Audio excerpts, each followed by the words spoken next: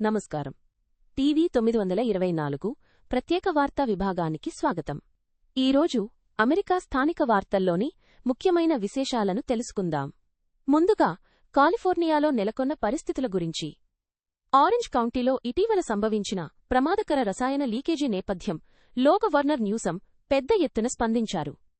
ఈ ఘటన తీవ్రతను గుర్తించి అధ్యక్షుడు జో బైడెన్ నుండి అత్యవసర డిక్లరేషన్ను పొందేందుకు గవర్నర్ న్యూసం తీవ్రంగా కృషి చేశారు. ఆరెంజ్ కౌంటీలో రసాయనాల లీకేజీ వల్ల ప్రజల ఆరోగ్యం భద్రతకు ముప్పు వాటిల్లింది.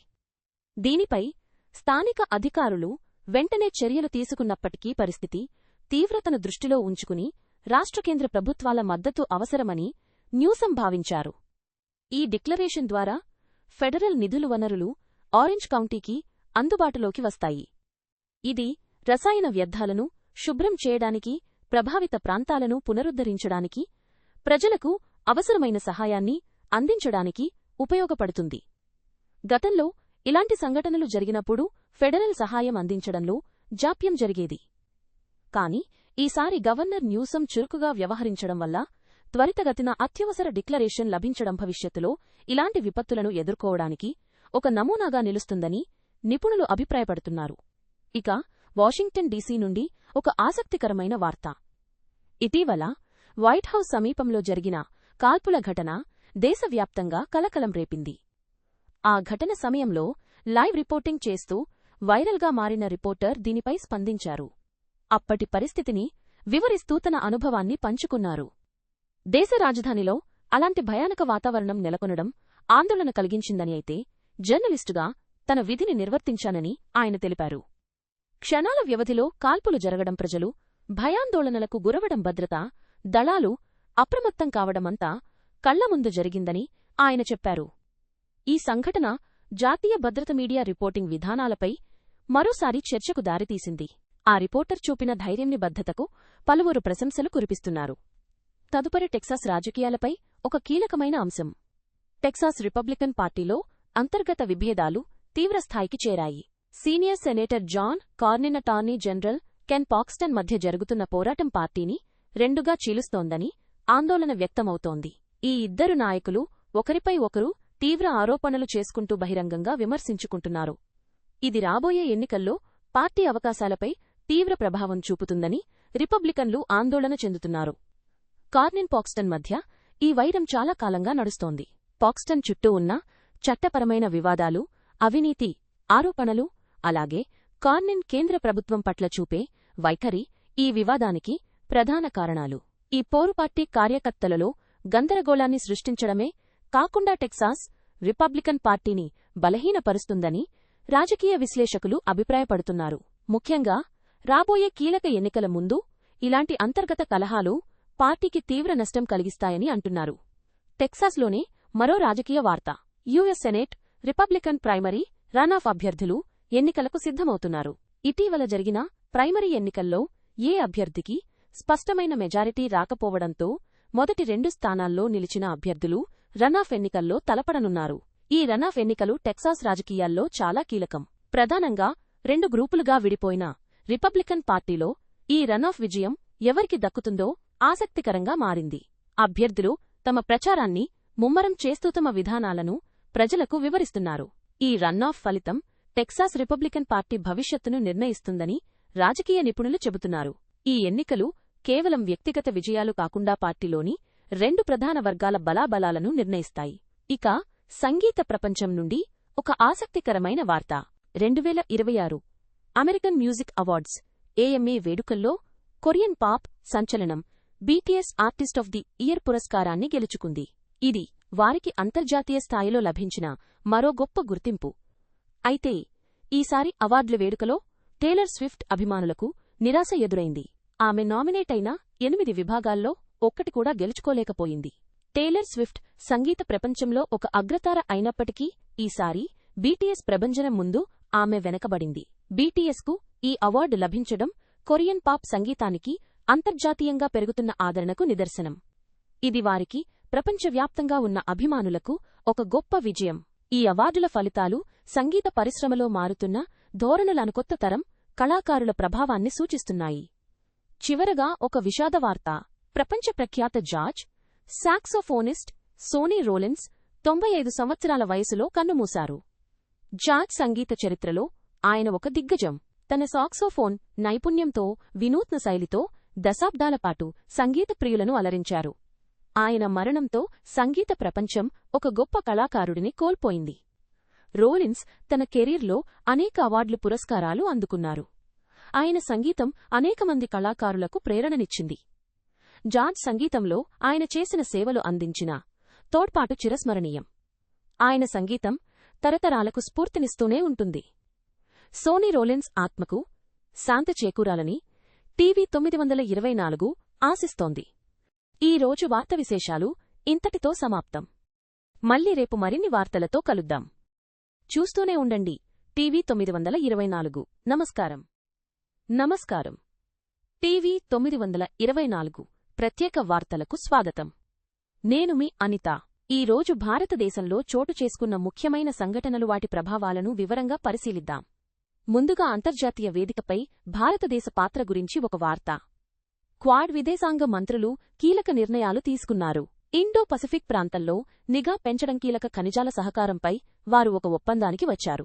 ఈ క్వాడ్ కూటమిలో భారతదేశం, అమెరికా, జపాన్, ఆస్ట్రేలియా దేశాలు సభ్యులుగా ఉన్నాయి. ఈ కూటమి ముఖ్య ఉద్దేశ్యం ఇండో పసిఫిక్ ప్రాంతంలో స్వేచ్ఛాయుత బహిరంగ వాతావరణాన్ని ప్రోత్సహించడం. చైనా దూకుడు వైఖరిని ఎదుర్కోవడానికి ఇది ఒక వ్యూహాత్మక ప్రయత్నంగా నిపుణులు భావిస్తున్నారు. కీలక ఖనిజాల సహకారమనేది భవిష్యత్తు సాంకేతికతలకు చాలా ముఖ్యం. ఎలక్ట్రిక్ వాహనాలు, పునరుత్పాదక శక్తి వంటి రంగాలకు ఇవి ప్రాణం పోస్తాయి. ఈ సహకారం వల్ల భారతదేశం మిగతా క్వాడ్ దేశాలు సరఫరా గొలుసులో పటిష్టత సాధిస్తాయి.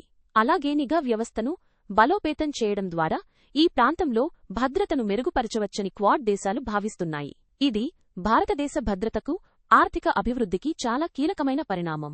ఇక రాజకీయ విషయాలకి వస్తే, కర్ణాటక ముఖ్యమంత్రి సిద్ధరామయ్య ఢిల్లీలో తన విధేయులతో సమావేశమయ్యారు. కాంగ్రెస్ పార్టీకి సంబంధించిన ఒక కీలక సమావేశానికి ముందు ఈ భేటీ జరగడం ప్రాధాన్యతను సంతరించుకుంది.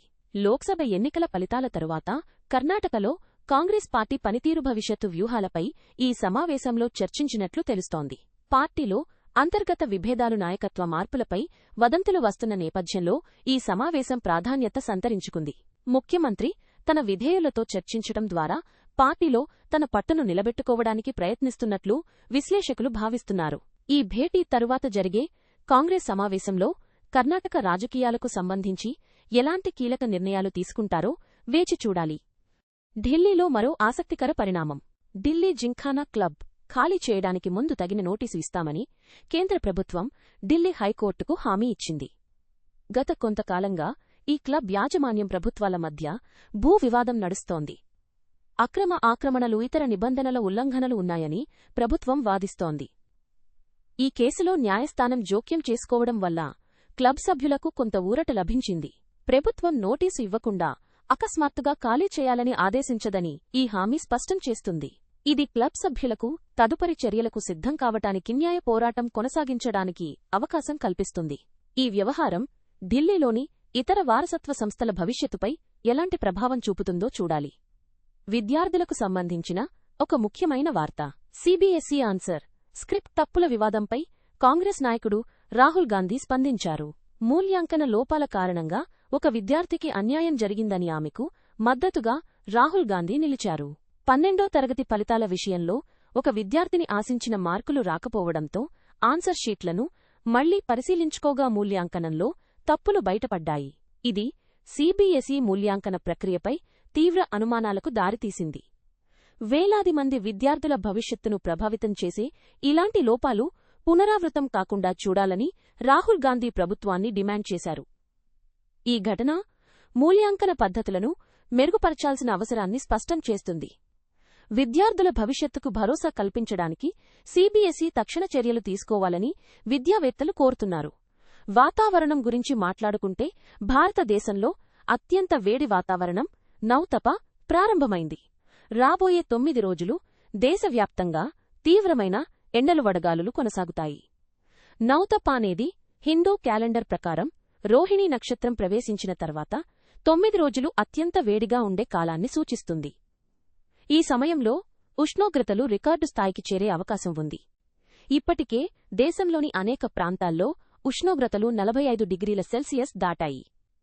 వడదెబ్బ తగలకుండా ప్రజలు తగిన జాగ్రత్తలు తీసుకోవాలని, ఎక్కువగా నీరు తాగాలని, ఇంట్లోనే ఉండాలని వాతావరణ శాఖ హెచ్చరిస్తోంది.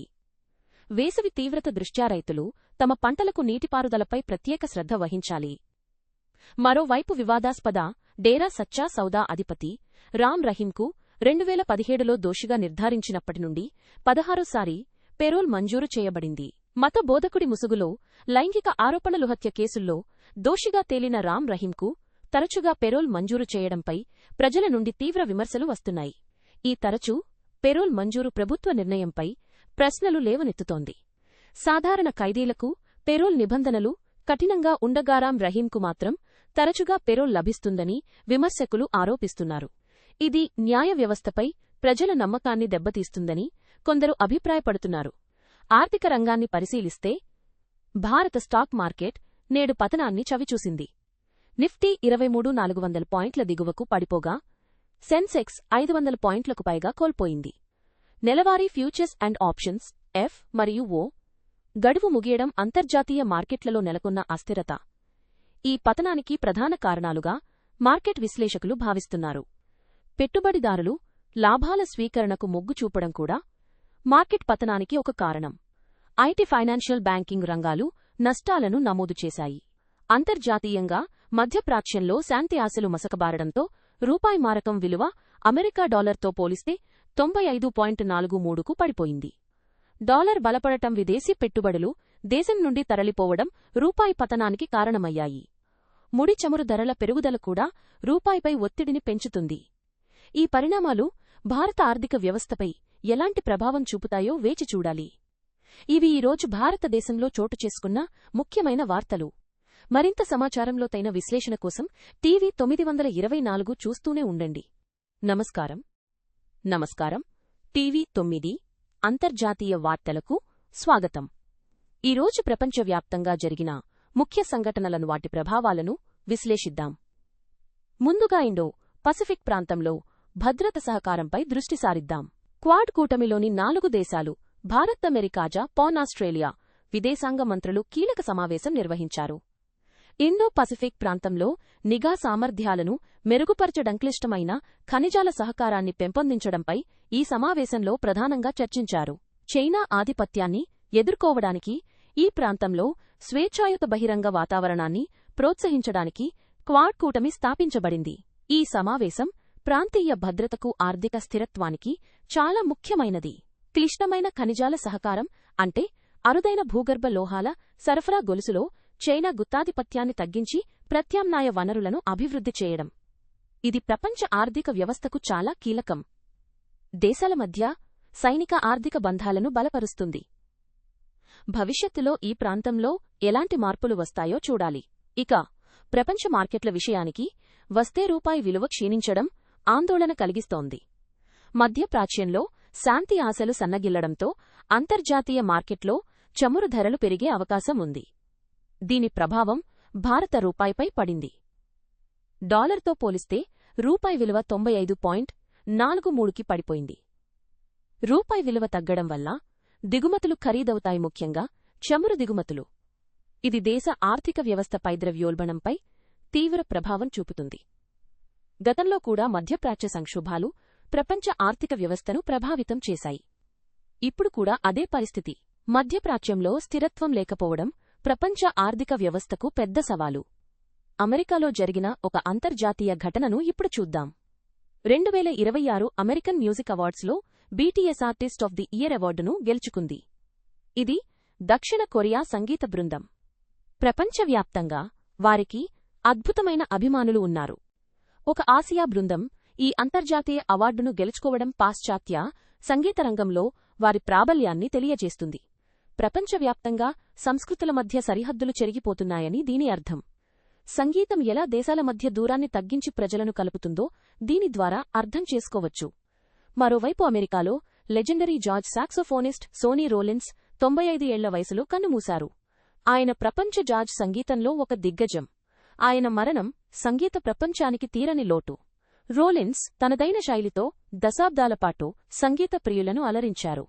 ఆయన సంగీతం ప్రపంచవ్యాప్తంగా ఎంతోమందిని ప్రభావితం చేసింది. సంగీతం ద్వారా సంస్కృతి ఎలా విస్తరిస్తుందో, ఒక కళాకారుడు ఎలా దేశాల హద్దులు దాటి అభిమానులను సంపాదిస్తాడో ఆయన జీవితం నిరూపించింది. ఈరోజు అంతర్జాతీయ వార్తల్లో మనం చూసినట్లుగా భద్రత, ఆర్థిక వ్యవస్థ, సంస్కృతి, కళలు అన్నీ ఒకదానితో ఒకటి ముడిపడి ఉన్నాయి. ఒక దేశంలో జరిగే సంఘటనలు ప్రపంచవ్యాప్తంగా ప్రభావం చూపుతాయి. ఈ సంఘటనలన్నీ మన ప్రపంచం ఎలా నిరంతరం మారుతుందో, ఒకరిపై ఒకరు ఎలా ఆధారపడి ఉన్నారో తెలియచేస్తాయి. ఈ అంతర్జాతీయ వార్తల ముఖ్యాంశాలు, వాటి ప్రభావాలు మరింత స్పష్టంగా అర్థమయ్యాయని ఆశిస్తున్నాను. మరోసారి అంతర్జాతీయ వార్తలతో మీ ముందుంటాం. సెలవు. నమస్తే అండి. ఇది గ్లోబల్ న్యూస్ డైజెస్ట్. ఈ రోజు వార్త విశేషాలు మీకు నచ్చాయని ఆశిస్తున్నాము. మీ అభిప్రాయాలను కామెంట్స్ రూపంలో తెలియజేయండి. మీ ప్రశ్నలను కూడా అడగవచ్చు. వీలైనంత త్వరగా మేము సమాధానం ఇస్తాము. ఈ వార్తా స్రవంతి మీకు నిరంతరం అందాలంటే దయచేసి మా ఛానల్ని సబ్స్క్రైబ్ చేయండి. పక్కనే ఉన్న గంట గుర్తుని నొక్కడం మర్చిపోకండి. తద్వారా మేము కొత్త వీడియో అప్లోడ్ చేసినప్పుడు మీకు వెంటనే నోటిఫికేషన్ వస్తుంది. రేపటి మరో వార్తా బులెటిన్తో మళ్ళీ కలుద్దాం. అప్పటి వరకు సెలవు. ధన్యవాదాలు.